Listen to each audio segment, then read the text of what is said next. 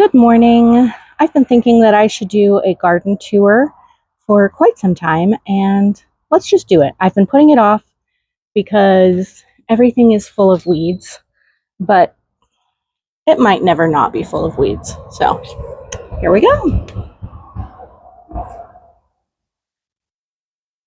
All right, right as you walk in, well, let's start here. We have strawberries. As you can see, we also have a ton of Bermuda grass, which I do not like, but it does spread by rhizome, and I'm having trouble keeping it out of my strawberries. So, need to deal with that.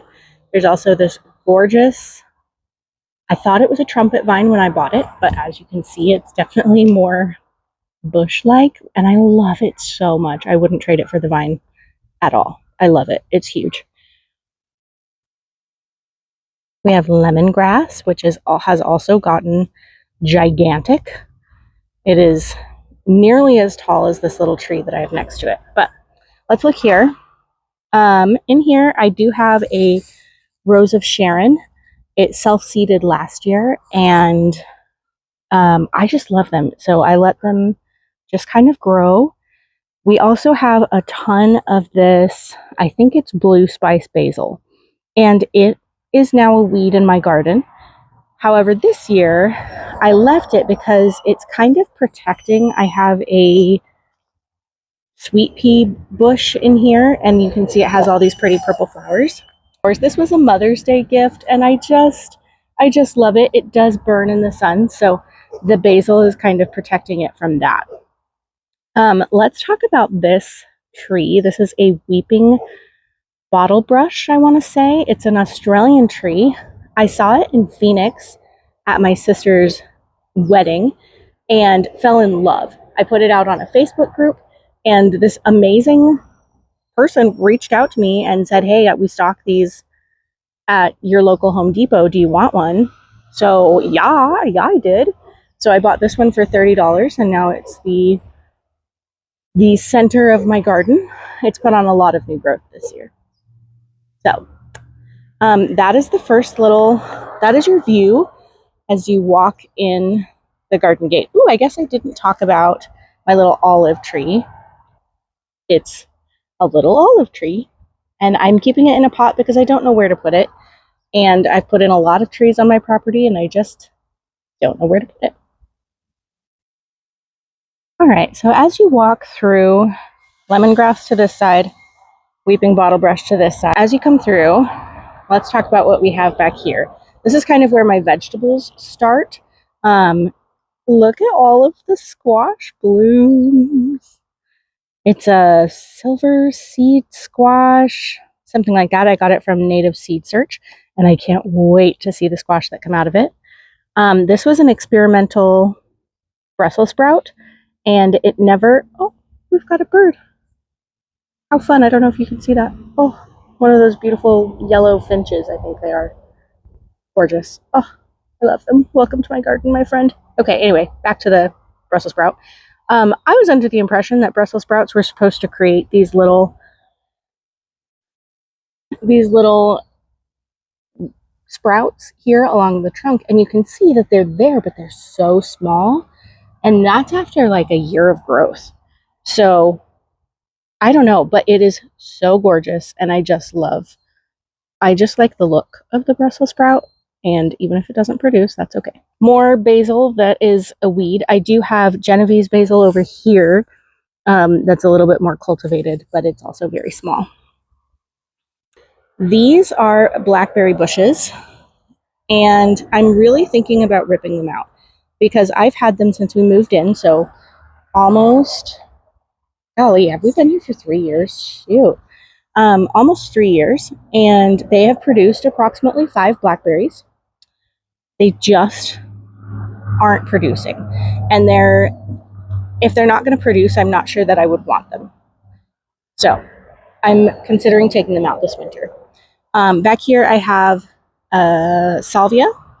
I have some blue salvia and an amaranth. I think that's a pink amaranth. Lovely. On this side, I have some Mexican sunflowers that are just getting started. I fell in love with this plant last year, and this is self-seeded. I took the seeds and spread them all over the yard, and this is the only place I'm seeing them pop up, so that's okay. These are cardoons. All of my artichoke plants die back in the summer. It's just too hot for them, and so they die back, and they usually come back. Every year it's kind of a, oh, will it, won't it? Hello, blackberry. Ah, it's eating me. Weeds. I do have 2 volunteer okra, and I have no idea how they volunteered there, but more power to them. This is my little lemon tree. It is full of lemons this year. I probably should have taken some of them off because, as you can see, it's sort of pulling the tree down. This is a dwarf tree, but it also spent 3 years in a pot, and it was the first tree plant that I ever bought and grew myself, and it started my love for gardening. So it has a special place in my heart, and it really needs some TLC. I'd mentioned that I've been putting off this video because of weeds, and these are some of the weeds that I'm talking about. This is a desert globe mallow, and it really does have these gorgeous orange flowers, and I really love it, except I didn't plant it, and I don't want it in my pathway. So yay for that. Then I have these. This is a huge vine, and it has a taproot, and it spreads by rhizomes, or like the roots run out. Is that what it is? Runners. It covers my yard in the summer. Covers it. Mulch has not helped. Pulling it out every year has not helped. I don't know what to do to get rid of this. I can't use an herbicide. So it's just, I really hate the Bermuda grass, but this is the bane of my existence. I hate it. Anyway. Okay, I had to back up a little bit so I could get this huge lemon, citrus tree of some sort. It's humongous. And this one is also special. It may never grow fruit, and that's okay with me because my daughter planted this from seed. I think this tree is about 5 years old now, maybe 4. And it's just gorgeous. I love it so much. I don't care if it ever produces. I've got plenty of lemon trees. Love that tree.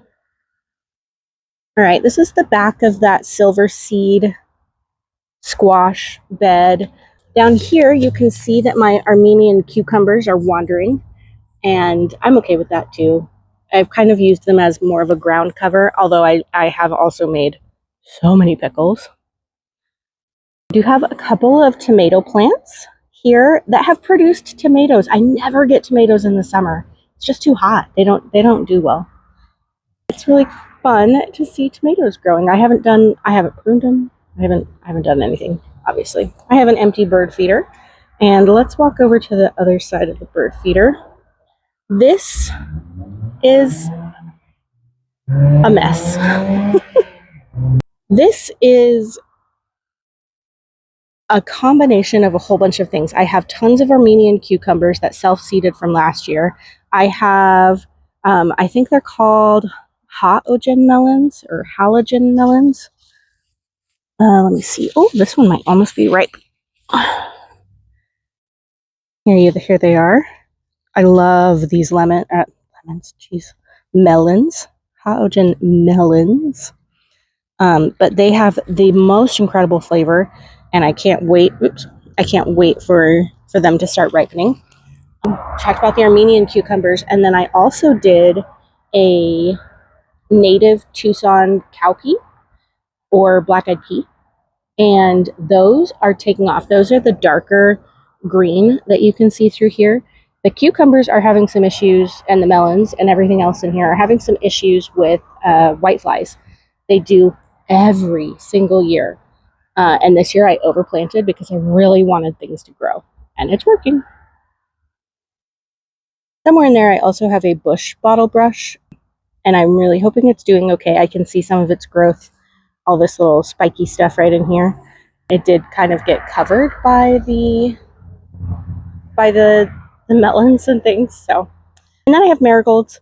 I planted them when we first moved in as a bug deterrent, and they have self-seeded every year since. And I don't mind them. I love the pop of color. Oh gosh, I hesitate to even show you this side. This is my weed garden. I originally put this in here because I thought, oh, potatoes, they can grow over here. They can be a little bit out of the garden bed. And then I never did that, so it's just rotting away. This is a desert willow, and I love the dark pink. I'm hoping it'll come up and kind of shade the rest of the garden from the morning sun. Not that it's struggling with that this year. This is an Arizona ash tree, also huge, about 3 years old. Well, 3 years in the ground. For spring, I planted a bunch of wildflowers back here, and I've just kind of let them all dry where they are in hopes that next year will be just as flowery. And then, of course, weeds. I don't know.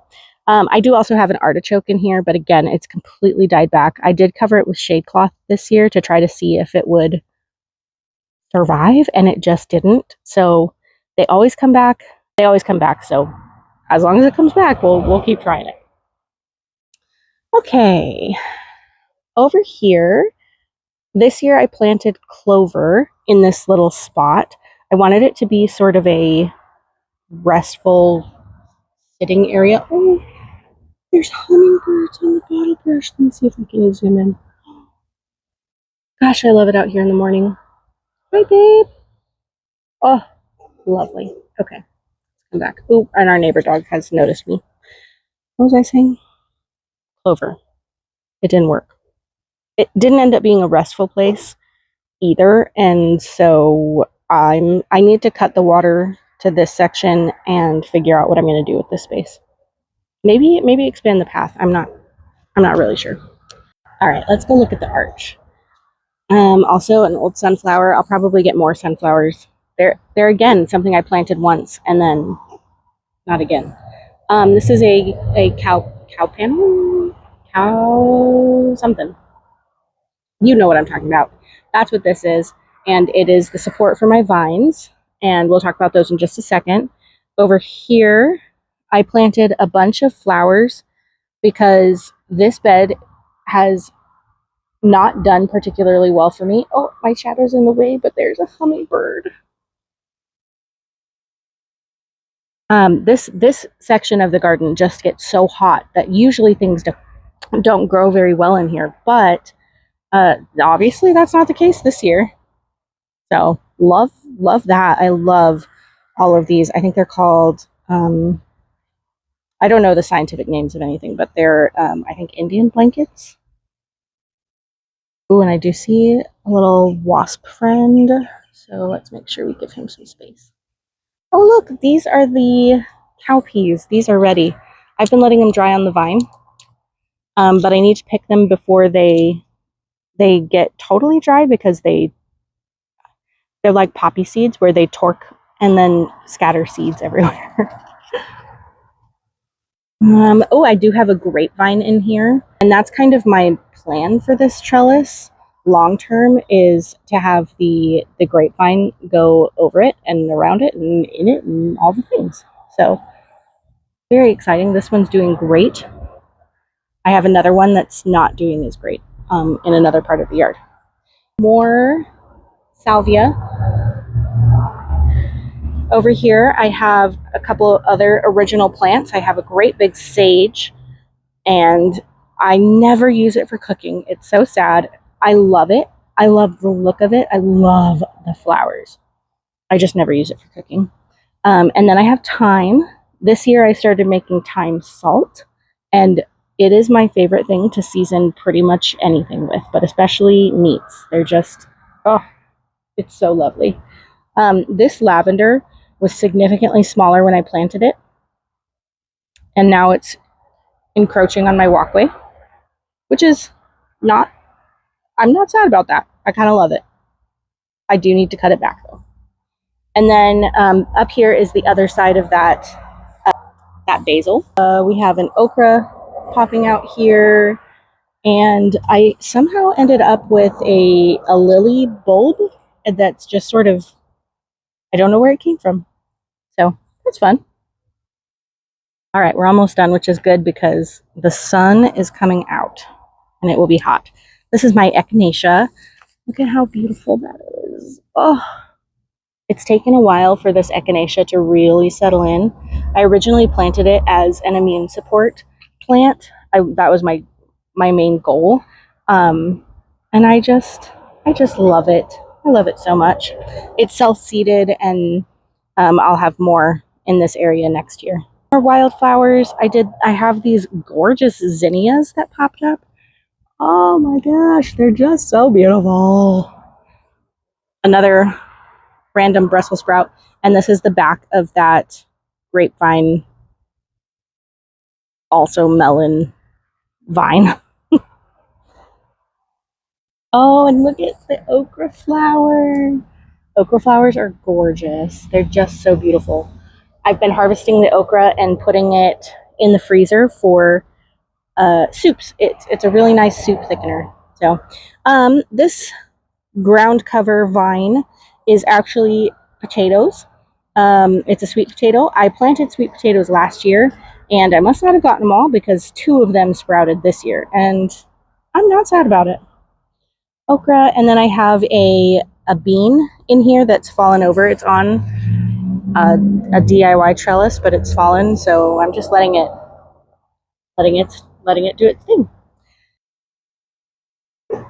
But that is my amazing garden this year. I'm so pleased with it. I took a step back and decided to plant only the things that I wanted.